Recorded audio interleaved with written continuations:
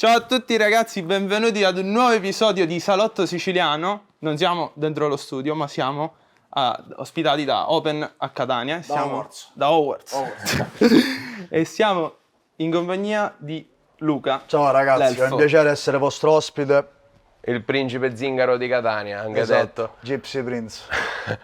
È un onore ovviamente averti con noi oggi. Grazie di cuore. E ci possiamo sentire anche a nostro agio perché come ti ho spiegato sei fra fan accaniti, che ti Mi seguono. fa mega piacere veramente ragazzi, come dico spesso questo è ogni motivo per me di continuare a fare musica, anche per gente come voi, quindi grazie. Allora, volevamo partire un po' dall'inizio della tua carriera. Quindi diciamo l'elfo del passato perché come sappiamo, diciamo anche magari a chi non ti conosce, è un sacco di gavetta, hai fatto un mondo, cioè ti sei fatto un nome nell'underground e poi hai deciso di approdare nel mainstream. E pensando all'elfo del passato, quindi con Double Damage e la crew con Tano Punch, che cosa invidi al te del passato? Se c'è qualcosa che invidi. Allora, l'unica cosa che inviderei al me del passato è la spensieratezza, l'ingenuità, cosa che col tempo ho perso, perché voi non vuoi comunque, oggi ho molta più esperienza, oggi so ancora meglio come funzionano i rapporti umani. Purtroppo l'elfo del passato era un ragazzino che sì, in qualche maniera cresceva in fretta, ma comunque doveva ancora capire e assimilare bene il mondo. Pensa che non l'ho fatto nemmeno ora, quindi prima ero ancora più inesperto. Quindi sì, inviderei la mia spensieratezza da adolescente che oggi non ho più. Sono più i pensieri che sovrastano appunto il mio essere libero, diciamo. Ma continuando a parlare dell'elfo del passato, ci sta un pezzo che non faresti mai uscire, che però è uscito? Ti dico la verità, ti dico no, ma non perché è una frase fatta, perché ogni pezzo, anche quello che magari a me farebbe cagare oggi, è un pezzo che comunque ha fatto parte di me. Io poi non vi nego che comunque, questo lo dico a telecamera accesa davanti a voi, basta guardare anche i miei primi pezzi e già si vedeva che il mio talento era veramente spiccavo. Ma non lo dico io, basta vedere pezzi di 12 anni fa e Dio santo, se non sapevo rappare, è una bestemmia.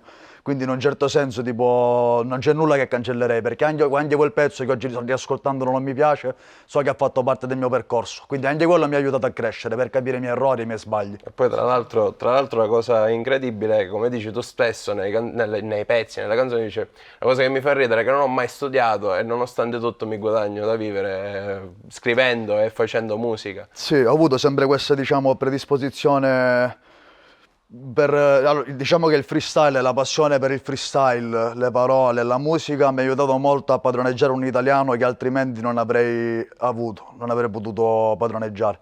Perché io a scuola diciamo non ero mai attento, ci andavo poche volte e non avevo per niente voglia di studiare, anzi le vedevo come un'imposizione. Ascoltavi i bassi a scuola, vero? Sì. Ascoltavo Bassi Maestro, tantissimi artisti, tra cui Nochi, Colle del Fomento, i Corveleno, insomma chi più ne ha chi ne metta. Ed è stato proprio il rap ad appassionarmi, diciamo, più.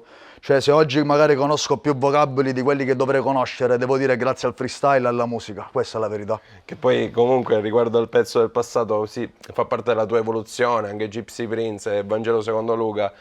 Magari ci sono dei pezzi che sistemeresti un po', ma fanno sempre parte della tua evoluzione, quindi non rinneghi niente. Sì, no, sicuramente, io non sono uno di quelli, non mi permetterei mai di dirti che ogni pezzo che ho fatto è perfetto, però sicuramente la maggior parte per me sono veramente ottimi. Poi certo, anche io sono umano, quindi riconosco che ci sono delle canzoni che oggi magari rifarei meglio, comunque devo aggiustare un poco, però ripeto, anche quello fa parte del mio istinto naturale musicale. Io mi lancio, sono così, scrivo una canzone in un pomeriggio, la registro e la pubblico.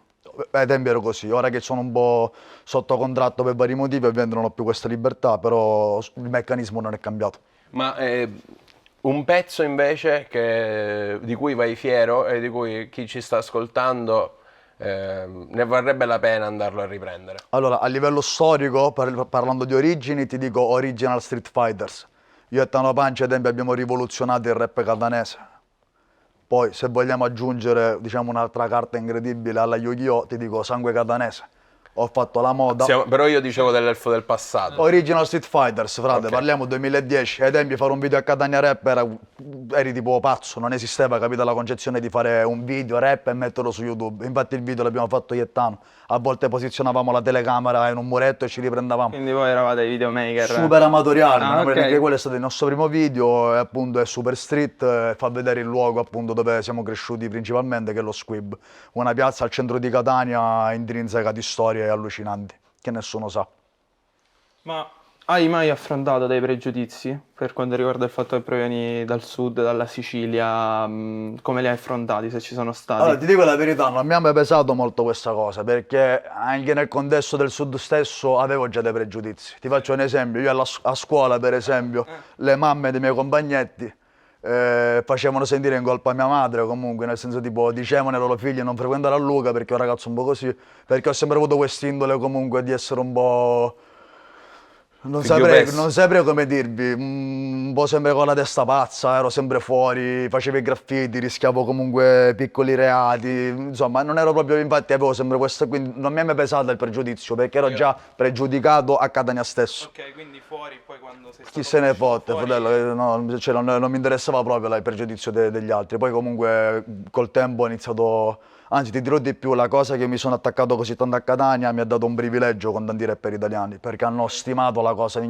Loro sono abituati che tutti quanti cercano di fortuna, magari con i soldi di papà, facendo finta che poi rubano, se ne vanno a Milano e campano a Milano cercando la fortuna. Io non l'ho mai fatto, sono stato forse l'unico nella storia del rap italiano a rimanere a Catania, tipo fregandomene Sei stato legato alla terra, ecco. Sì, io ti ripeto, prima di fare l'artista, frate, facevo lavori stupidi, anche lavori che non vi posso dire. Cioè, io, basta che mi mettevo 20 euro in tasca, io stavo bene, capito?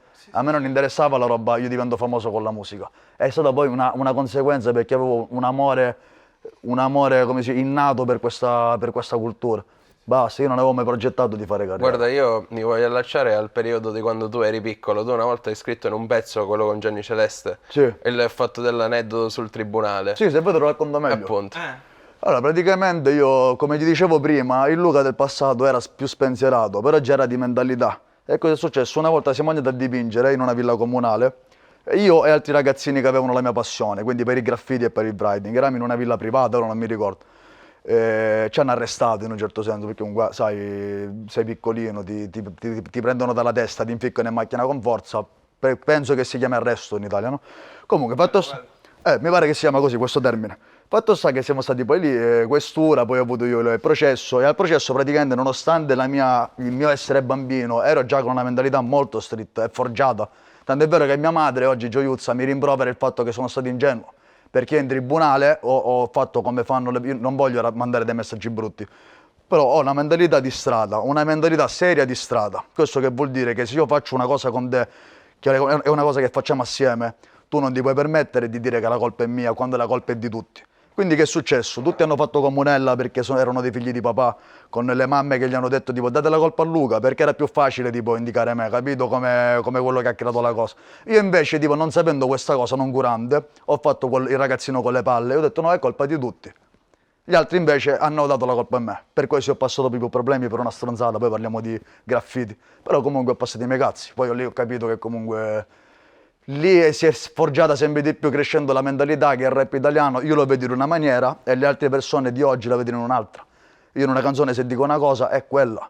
Se io faccio una storia dove dico Sicuro che si capisce. sono molto contento di questo e ti dico anche una cosa, chi non l'ha capito lo capisce poi. No, poi lo capisce, in qualche maniera ti giuro lo capisce, è sempre stato così e sarà sempre così. Ma no, non è una minaccia, è proprio, so che è così. L'ho testato sulla mia pelle miliardi di volte, quindi chi non ci crede avrà modo di testare quando vuole. Perché non ti ho ascoltato bene? Cioè, Perché pensa che io faccia parte del business della musica dove tu parli di pistole, Glock, bling bling e poi fai cinema. Io il cinema non l'ho mai fatto, io ho sempre fatto veramente la vita in strada e non vuol dire che non ho mai avuto una madre o un padre, semplicemente io ho quella passione di stare attaccato alle mie views, al pericolo, alla gente senza nessun pregiudizio. Io ho qualunque tipo di amicizia, basta che una persona mi dà il cuore, io ricambio quel cuore. Questa è una cosa che io nel rap italiano ho, pochi altri, tutti gli altri fanno cinema, sono solamente attori. E questo è un bello messaggino. Ma a proposito di queste storie che racconti, ma qual era sto folletto? Il folletto è un personaggio storico, anzi ne approfitto per salutare Ale, se non so neanche che fine abbia fatto. Il folletto, guarda, parlando di lui mi allaccio anche a tutte le persone con cui sono cresciuto in piazza. Il Folletto era un personaggio storico, non entro nei dettagli, comunque una persona molto più grande di me che si trovava per strada, che aveva preso a me e gli altri miei coetanei, il mio gruppo di piccoli, come un po' dei fratellini più piccoli. E aperto lì potrei farti altri nomi che non ha senso farteli, perché comunque già è assai nominare anche Alessandro, quindi ciao Ale. E Ale faceva parte di questa comunità di ragazzi più grandi di noi che stavano per strada con le loro cose che facevano e noi eravamo un poco quelli che voluti bene dei più grandi. Tutto qua. Quindi gente, non dico altro, va bene così. Il feat che non ti saresti mai aspettato di fare, che poi si è realizzato poi col tempo. Ringrazio tantissimo tutt'oggi, sono super riconoscente a gente come Madman, gente come Zingaro, gente come Inoki, perdonate ora la mia memoria, sicuramente ce ne saranno mille altri, ma tutte le persone... Enzi. Enzi, Nerone, ecco, vede, io sono un po' così, Graziato. quindi tipo veramente io tutt'oggi, tutte queste persone che comunque ho sempre stimato e visto da lontano, oggi il fatto che siamo amici per me è una cosa fantastica e io sono un ragazzo molto riconoscente, quindi non dimenticherò mai queste cose. Ad esempio, quando tu dicevi molte persone hanno visto che io sono credibile e per questo, secondo me Inoki per questo ha fatto il feat con te.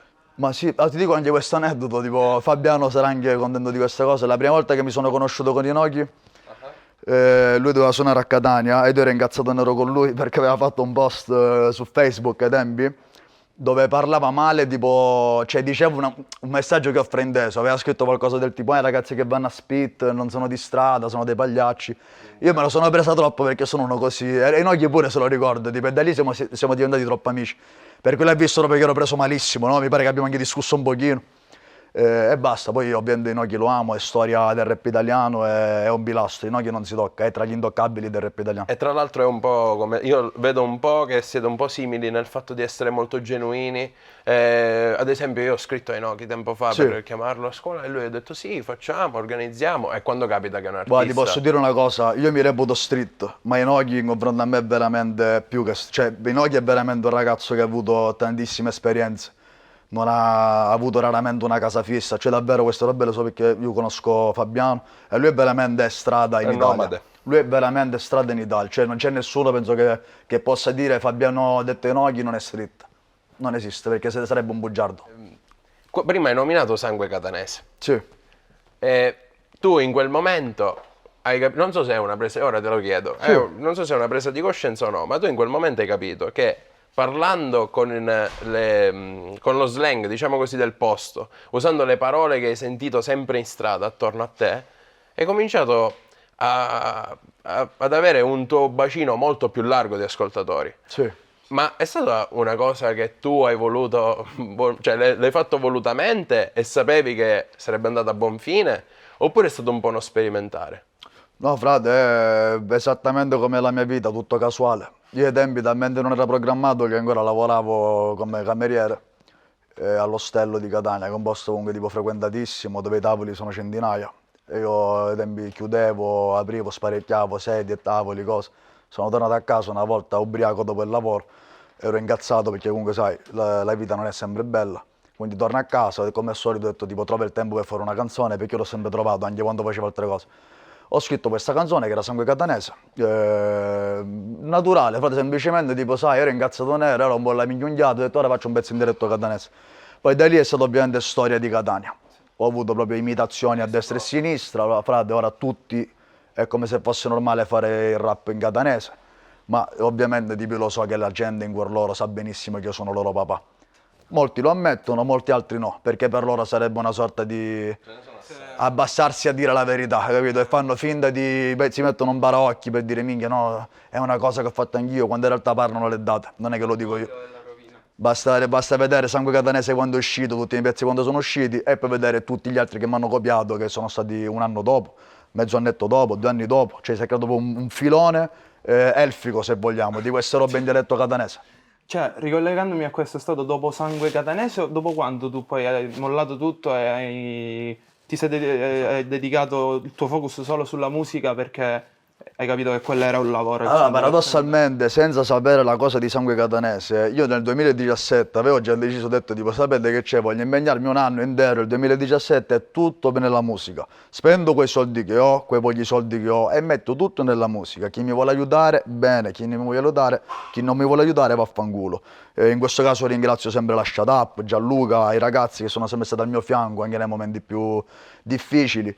E io in quell'anno, ma non è che ho progettato Sangue Catanese come inizio della mia scalata, io manco a farlo apposta, segno del destino, quando mi sono applicato, che poi ho detto minchia ora mi impegno troppo, la prima canzone che è uscita quell'anno è stata Sangue Catanese. Quindi non era... Io non ho progettato nulla, l'unica cosa che ho progettato è stata fare più musica possibile in quest'anno, tant'è vero che quell'anno io ho fatto un bordello di per questo te l'ho video chiesto. e singoli e guarda caso il primo, il capostipite di quest'anno è stato Sangue Catanese. Che poi ho dato il via. Sì. È stato E poi un gli ho anno fatto d'oro. un Ma gli bordello di mettevi gli singoli. asterischi e io pensavo che stavi facendo la tua progettazione. Ma è tutto casuale, io proprio sono pazzo, capito? Chiamo i miei manager e gli dico, vedi che ora voglio fare sta cosa. E loro tipo non possono dirmi no, perché sanno che io lì ti chiamo.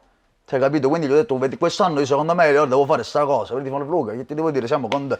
E mi è risultato quest'anno un fatidico dove ho creato la moda, dove ho fatto capire che sono fortissimo nel conscious, dove ho fatto capire che a livello di strada sono fortissimo pure. Cioè, insomma, ho allargato un pochino il mio bacino d'utenza. Non che oggi sia ovviamente una superstar, ma sicuramente rispetto a prima sono un nome rispettato nel rap italiano, in questa cosa che chiamano rap game, anche se per me di game non c'è un cazzo. Grande. E tra Però c'è l'altro... da dire che tutti i fan, anche concentrati in Sicilia, sono accaniti. Sono accaniti, proprio Allora, io hai no- creato una religione. Io, frate, una cosa bellissima che riconosco tipo nel mio pubblico, non lo dico per fare il ruffiano, è una cosa che penso veramente, io ho creato una specie di famiglia, perché come prima parlando con voi fuori dalle telecamere, si capisce il ragazzo che sono, capito? Io non è che tipo, se ora vi parlo così o fuori parliamo in quella maniera, è perché ho studiato prima con Gianluca, ah devo parlare così, io sono così e basta, capito? Infatti lo sbaglio che io non volevo commettere con te è stato proprio questo, perché io lo capisco, cioè, a me sembra che io ti conosca da un po'. Sì. Impossibile. Però lo sbaglio che potevo fare è di rapportarmi a te come se mi conoscessi già. E magari molti lo fanno e sbagliano e ti fanno incazzare. Allora, ci sono ovviamente modi e modi. Se tu hai questa impressione da fratello, come se noi ci conoscessimo da una vita, ma sai cos'è il rispetto? Noi siamo amicissimi.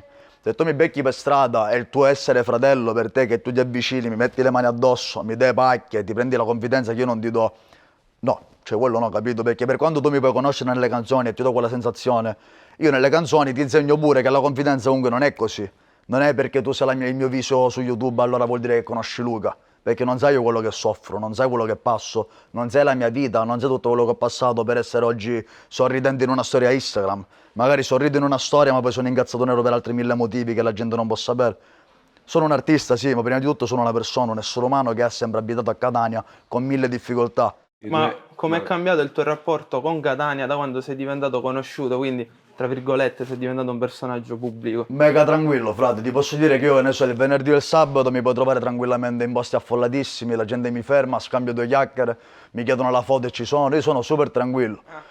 Nella linea dell'educazione. E qualche Cioè, se uno supera quella linea, frate, ovviamente... Qualche aneddoto ce lo racconti che è successo? Qualche aneddoto, frate, Visto che sei pazzo. ma te ne racconto questi. Nel 2017, quando sono esploso, noi abbiamo iniziato a fare live in Sicilia come se fossimo Snoop Dogg in America. Cioè noi venivamo chiamati in tutti i paesi della Sicilia, proprio, ma anche E io ho fatto da fotografo per un tuo live. Che stile, Ecco, capito? 2017. Anche più di una volta, è proprio un casino, sold out ogni locale. E che succedeva? Succedeva una sorta...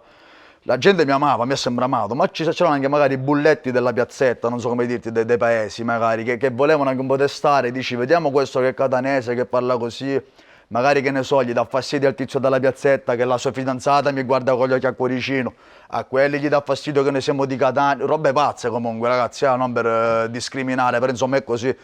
Magari chiedi un paese, vedi i catanesi come i newyorkesi, no? Quelli della metropoli, quindi magari c'è qualcuno che cerca di metterci un po' alla prova. E qualcuno ci ha provato comunque, tipo certe volte appunto tipo io e il mio team, anche io stesso, tipo siamo arrivati a delle, in italiano si chiamano colluttazioni, no? Delle colluttazioni, siamo difesi, abbiamo fatto capire che non siamo stupidi, abbiamo fatto capire che se saliamo sul palco è un lavoro.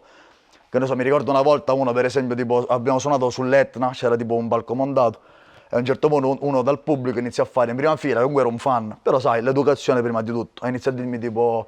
forza, canta, dai, casomai ti pago io. Io ho staccato la musica, faccio fratello, ascolta un attimo, tu così non ti permetti di parare, un duro stai tranquillo perché qua il mio lavoro lo so fare, tu se vuoi ascolta e stai muto. Ma non per fare il criminale, per fare capire che l'educazione è importante. C'è una differenza tra fare il criminale ed essere educato. Io ci tengo, io non manco di rispetto alle persone. E poi voglio lasciarmi anche ad una cosa, oggi purtroppo hanno un problema le persone, penso che c'è una malattia mentale che gli si è creata con quest'ultimo secolo fatto di tecnologia. Se tu sei cresciuto veramente per strada, come ti può venire in mente di andare da uno? Faccio un esempio, a me capita ovviamente che arriva qualche messaggio dove c'è uno che mi scrive: ah, campione, smetti di comprarti la droga, pensa a pagare le cose di tua mamma. Cioè, capito? Messaggi assurdi che sono talmente pesanti. Questa cosa per me è surreale, sai perché? Perché io non sono abituato col telefono. Per me, l'esempio che faccio è come se io per strada, tipo, andavo in giro, beccavo la prima persona che io non conosco, magari conosco perché tipo l'ho visto ogni tanto per strada, e gli inizio a dire tipo, ah, compra sopra a lavorare, sei un pezzente, non vai... Io ai tempi, sapendo questa cosa, non l'avrei fatto. O comunque, se oggi non lo faccio è perché la gente mi ha infilato le scarpe nel culo, ho preso le botte.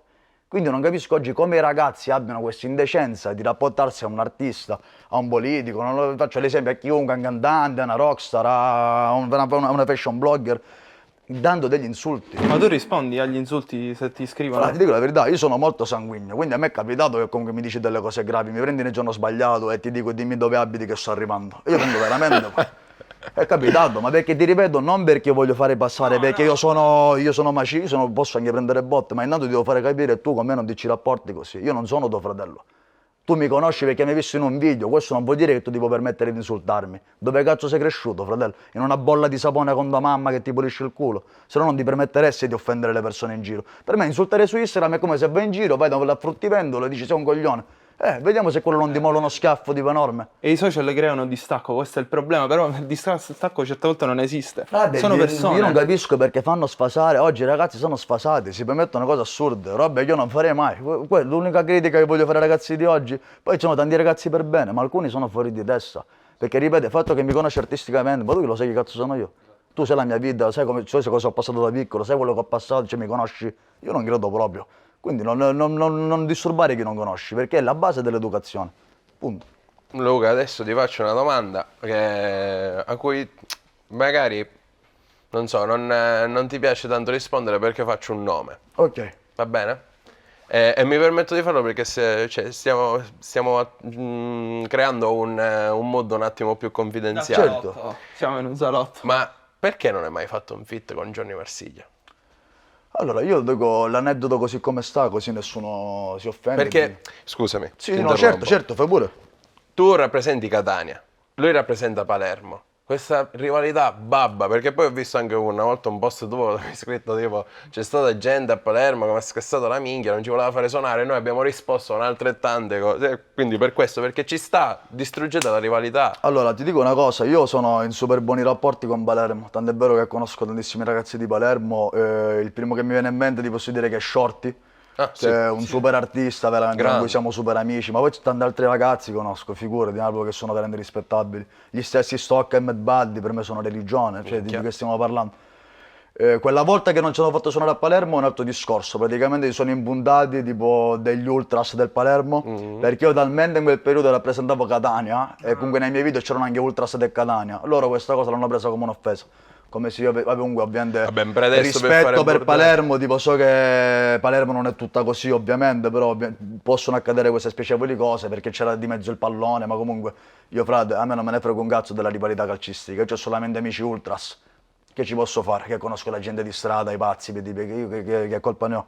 Che non è che nelle mie canzoni ho mai detto fanculo Palermo, non lo direi mai, la Sicilia per me deve essere unita, Catania è bella come Palermo è bella, punto.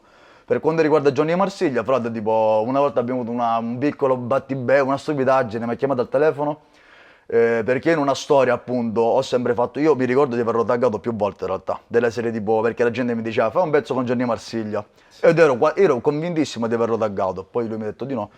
E una volta in una storia Instagram ho detto, guarda, io per me lo farei, ma Johnny Marsiglia pare che non sia preso bene per farlo.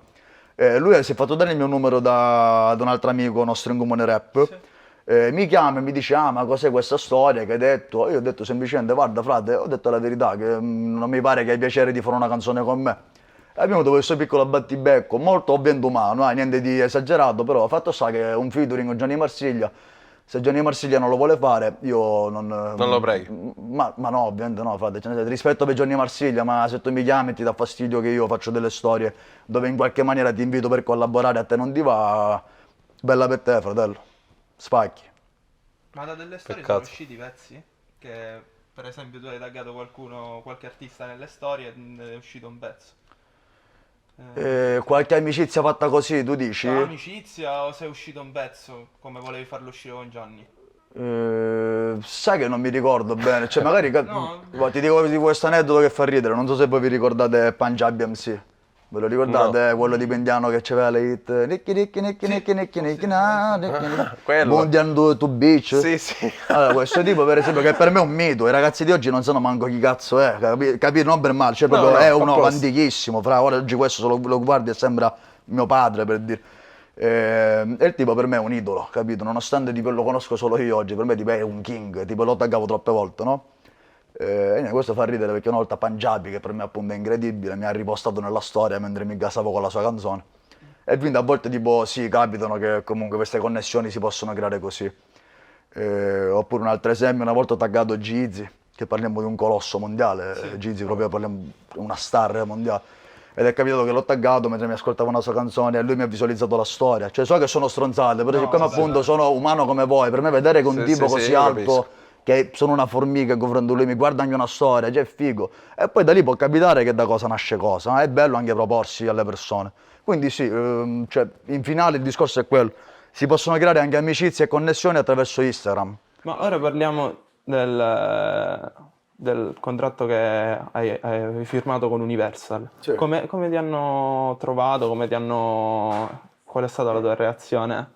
Allora, il contatto con Universal si è creato attraverso due talent scout, se si chiamano così, Ah. che ci hanno messo in connessione con Universal. I talent scout, appunto, il loro mestiere è quello. Quando un ragazzo va forte, propongono alle case discografiche, appunto, l'artista, e l'Universal è stata molto interessata.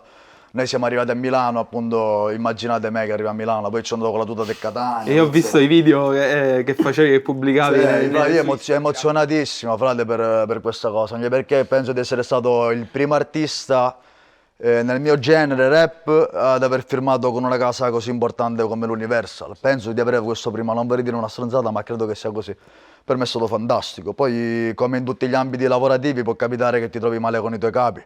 Può capitare che non ti senti a tuo agio, può capitare che da entrambe le parti ci si vuole bene, ma è arrivato il momento di chiudere questa storia. Quindi semplicemente questo. Oggi mi hanno abbracciato i ragazzi di Time Records e sono molto fiero di questo nuovo contratto. E basta, Universal è stata una bella esperienza, mi porto questo primato dietro le spalle tra i tanti altri che ho. E basta, semplicemente ragazzi è finita questa avventura con loro e è iniziata un'altra con un'altra famiglia. Ma tu facendo parte dell'old school poi, no? La major, no? Tutta sta cosa, perché io seguo da molto il rap Sì. e capisco che c'è sempre questa cosa, no? La major ti pressa, no? La major ti censura, ma è vero o no? Ma frate, ti basta, guarda, lo sai come ti rispondo? Ti basta pensare al fatto che il mio disco era Vangelo secondo Luca. Infatti. Cioè un disco tutt'altro che pop. C'erano pezzi proprio super hit di strada, cioè ho fatto un pezzo come Tester, ad esempio. Tester, che proprio neanche in radio può passare, quindi... È solo strofone, basta. Frate, ho fatto un mio disco come volevo farlo, anche il pezzo come Gesù, Ma ti hanno proposto di farlo più pop? completamente, anche perché quando noi eravamo seduti al tavolo al momento del contratto, io impaurito gli faccio ragazzi ve lo sto dicendo ora, se per caso voi siete quelli che dicono io devo fare così e così, io non me la collo a firmare. Testimoni gli amici miei, potete chiedere in giro, chiedete ai miei soci. Io ho detto esattamente, loro mi fanno no, mi hanno rassicurato, no Luca che dici? Ed effettivamente è stato così. Poi che io non mi sia sentito molto, diciamo, abbracciato da tante persone, tante altre mi hanno voluto bene in questo gruppo, in questa famiglia. Però tante altre non mi hanno fatto sentire così vicino come avrei voluto essere in realtà. Ora i ragazzi di Time Records sono la mia nuova famiglia e niente, sono contento Dove per si questo trova nuovo Time contratto. Records? La sede, non lo so sinceramente, non te lo so dire. Brescia. Brescia, ok. Ma ti è mai capitato di... questa è una domanda un po' complicata e secondo me non è impossibile che mi dici sì, però io te la faccio lo stesso Sì. perché capita in una carriera. Ti è mai capitato invece di fare un feat Per Sì. una canzone, tu fai un botto di feat, quindi per questo sto Ti dico la chiedendo. verità, neanche tanti, neanche così tanti. Ne ho fatti tipo sì perché mi sono sempre messo in gioco, trovo in però molti non pezzi. concedo i fit in maniera così facile. È da un po' di anni che mi sto aprendo più ai giovani, ma per quel discorso che ho capito che oggi il rap è cinema. Perché io fino a 2 annetti fa neanche, fino a un anno fa, tipo per me proprio questa roba erano persone da eliminare sul pianeta Terra. Oggi invece ho abbracciato Sì, perché, sì, ripeto, sì, sì. perché magari uno a volte può sbagliare, anch'io sono umano. Mi sono guardato allo specchio e ho detto chi sono io? Per imporre i miei tempi, la mia vecchia scuola, a dei ragazzi che non sanno un cazzo della vecchia scuola. E Cioè, quindi io ti volevo fare questa domanda. Sì. Ti è mai capitato di partecipare come fit a un pezzo che non ti stimolasse davvero tanto? Poi alla fine, cioè, ad esempio, dici facciamo un pezzo insieme, va bene, dai, ti mando la base. Ti mandava la base di Smith. Sì, E ora che bro, faccio? ti Dico, dico una no? cosa, per correttezza non posso dirti Non puoi dire no, tipo, i ovviamente. nomi, però ti dico, in passato questo tantissime volte, ma in passato, dopo, vabbè, non elenco. Ma ha detto di no? No, te la sei accollata. Ma sì, perché a volte di mezzo ci sono anche, frate, c'è una stima reale, c'è un'amicizia, ma magari, ora parliamoci chiaro ragazzi, il rap per quanto è una bella, una connessione, io devo lavorare, io non ho mamma e papà che sono ricchi che mi danno i soldi, quindi a me, se per quando ne siamo amici e tutto, se tu mi stimi e ti faccio un featuring, ok, ma a me, se dalla tua collaborazione non me ne viene un cazzo nei soldi e manco nei follower, a un certo punto chi cazzo se ne frega? Capito che ti voglio dire? Io sono un ragazzo di cuore, ti voglio bene, collaboriamo, ma la gente a volte dovrebbe mettersi nei panni di chi ha davanti. Io non sono Eminem, non sono una superstar, ma non sono mai... Cioè, io so di avere un certo potere, tra virgolette. Io so che tipo a tanta gente conviene collaborare con me. Quindi a volte vi chiederei cortesemente in anonimato, non mi scassate la minchia. Fate le vostre cose, che io ho il mio lavoro da pensare, devo portare il pane a casa. Certo. Quindi per quando siamo amici, mollatemi a volte.